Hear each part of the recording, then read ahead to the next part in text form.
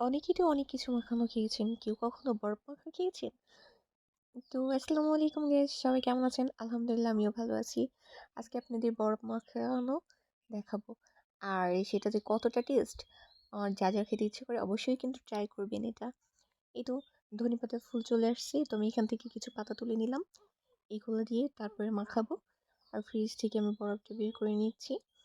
এই তো বরফটা বরফটা নিয়ে তারপরে একটা প্লেটে আমি ধনেপাতা রেখে দিলাম, একটা মরিচ আর একটা লেবু পাতা। তো তেঁতুলগুলো দিলাম, দিয়ে তারপরে সুন্দরভাবে মাখিয়ে নিব।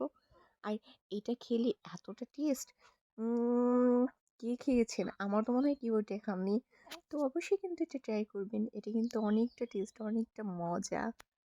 এই তো ওই মাখাচ্ছি, এই তো মাখানো কমপ্লিট। সবাই ভালো থাকবেন, সুস্থ থাকবেন, আল্লাহ হাফিজ।